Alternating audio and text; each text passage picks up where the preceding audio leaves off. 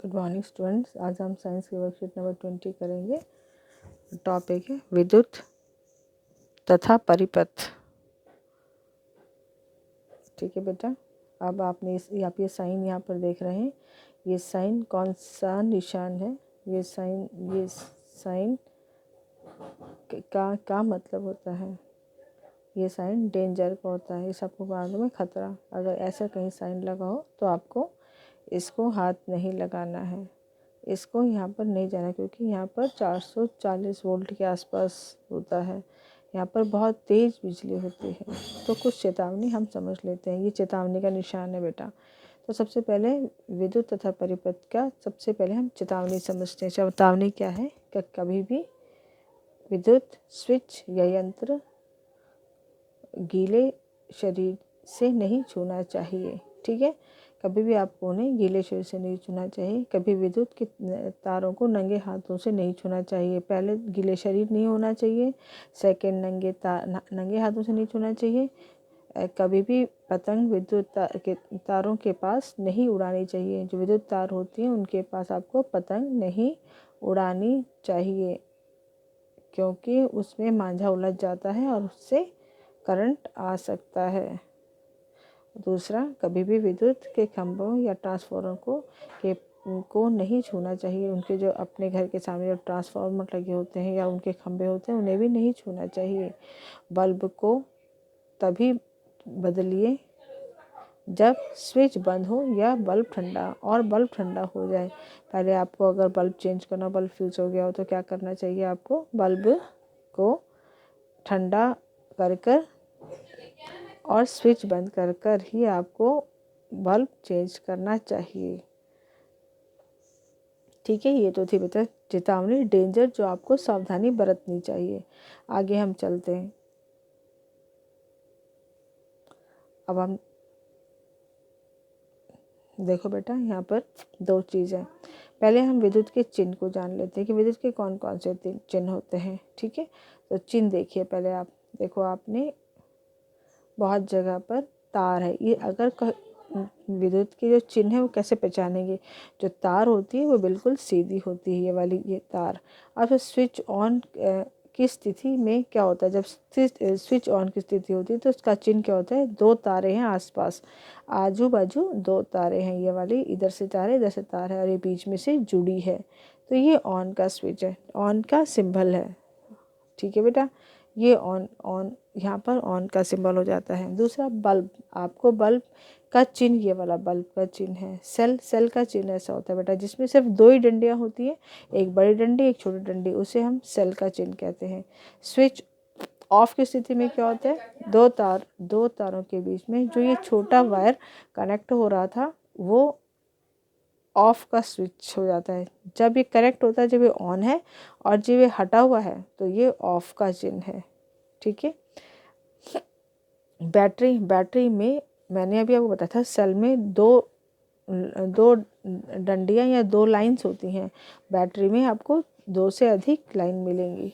ठीक है, यह है बैटरी का सिंबल। अभी आपने सिंबल जान लिया बेटा। आपने तार का सिंबल, स्विच ऑन का सिंबल, बल्ब का सिंबल, सेल का सिंबल, स्विच के ऑफ की स्थिति का सिंबल और बैटरी का सिंबल जान लिया। अभी आप इधर देखिए, ये सब सेल आपने देखा हुआ है। आपने ये टॉर्च का सेल है या आपको घड़ी में सेल लगता है वो वाला सेल है, तो आपने इसको देखा हुआ है। बहुत सी जगह पर आपने इसको यूज़ भी किया है। तो इसके अंदर दो सिरे होते हैं, एक धनात्मक सिरा, एक ऋणात्मक सिरा। धनात्मक सिरा को प्लस की साइन से डिनोट करते हैं, ऋणात्मक सिरा को नेगेटिव साइन से डिनोट करते हैं। धनात्मक सिरे का सिरा ये ऊपर वाला हिस्सा होता है जहाँ पर बल्ब के पीछे लगता है, और ऋणात्मक सिरा ये पीछे की साइड होता है, जो टॉर्च का जो पिछला हिस्सा होता है। अब विद्युत सेल की डेफिनेशन देख लीजिए आप। सेल यंत्र जो रासायनिक ऊर्जा को विद्युत ऊर्जा में बदलता है। विद्युत सेल क्या होता है? ये ऐसा एक यंत्र है जो रासायनिक ऊर्जा को विद्युत ऊर्जा में बदलता है। सभी विद्युत सेल के दो सिरे होते हैं, जिनमें एक धनात्मक सिरा और एक दूसरा ऋणात्मक सिरा होता है। ठीक है बेटा, ये आपने जान लिया। अब आप नीचे चल लो। अब देखो बैटरी होती है। अभी सबने प्रोजेक्ट में ये वाली बैटरी लगाई होगी कभी ना कभी, यहाँ यूज़ की है। तो बैटरी क्या होती है? दो या दो से अधिक विद्युत सेल, ये सेल ही होते हैं, लेकिन ये जब दो या एक और हम यहाँ पर एक बैटरी बना दें हैं, तो ये एक और मैंने बैटरी बना दी, तो ये दो या दो से अधिक सेल जब आपस में जुड़ जाते हैं या कहीं पर लगा दिए जाते हैं तो इसे हम बैटरी कहते हैं। ठीक है, अब बेटा देखो यहाँ पर आते हैं, ये क्या है, ये बल्ब है। एक मिनट,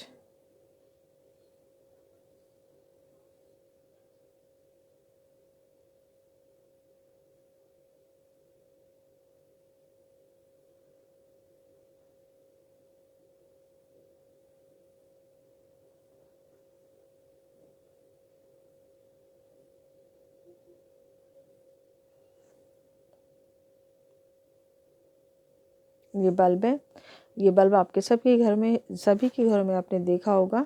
और ये ऊपर बल्ब का तंतु है, जो ये वाला जो रेड कलर का फिलामेंट है, ये बल्ब का तंतु है। ये क्या है, बल्ब का तंतु। जो ये जो सिरा है, ये बल्ब का तंतु है। बल्ब का तंतु आपस में ये जो मोटी एक तार पे टिकी होती है, जो तार दिख रही है यहाँ पर, ये वाली तार, इस तार पे ये इससे जुड़ा होता है। ये तंतु किससे बना होता है, ये तंतु टंगस्टन का बना होता है। कौन सा मटेरियल लगाया जाता है तंतु में, टंगस्टन। ठीक है बेटा,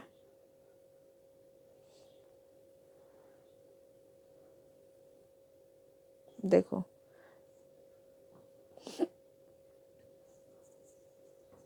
बल्ब क्या होता है, यंत्र जो विद्युत ऊर्जा को प्रकाश ऊर्जा में बदलता है। बल्ब क्या होता है, जो विद्युत ऊर्जा को प्रकाश ऊर्जा में बदलता है। बल्ब का तंतु बल्ब के अंदर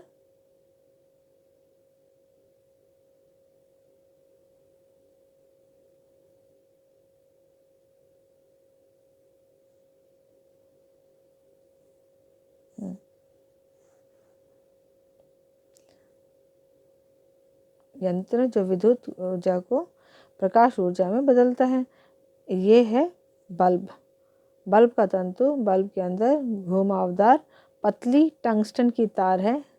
टंगस्टन की तार है जो दोनों किनारों पे मोटी तारों से जुड़ी होती है।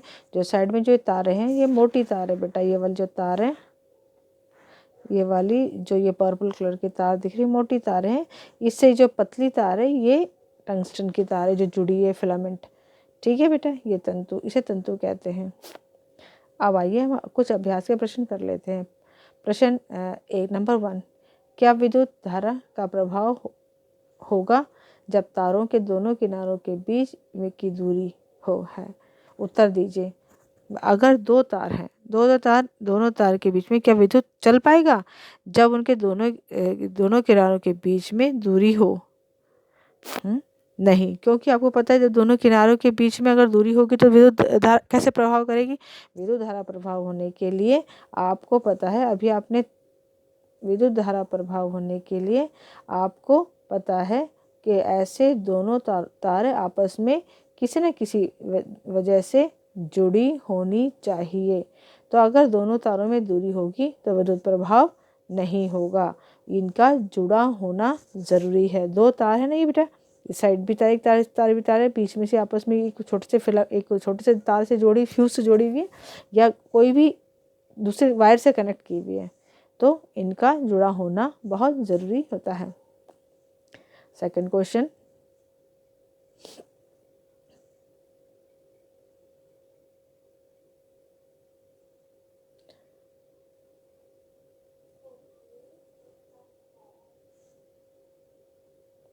निम्नलिखित किन वस्तुओं में विद्युत ऊर्जा का प्रयोग होता है?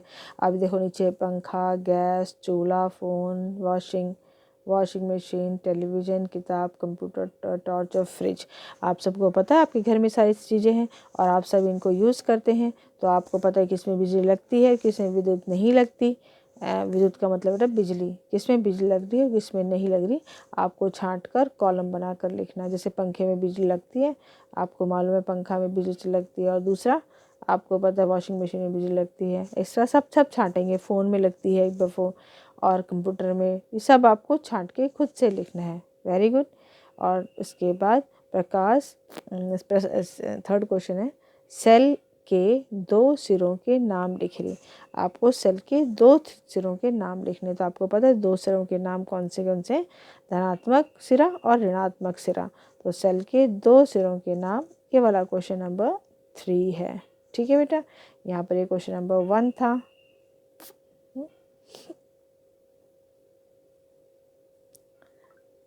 ये क्वेश्चन नंबर 1 था और वो क्वेश्चन नंबर 3 है। 2 आपको खुद से करना है। तो क्वेश्चन नंबर 3 के अंदर एक धनात्मक सिरा एक ऋणात्मक सिरा, ये आप कर आप कॉपी में कर लेंगे बेटा। Thank you and have a nice day. यहाँ पर ये वर्कशीट खत्म।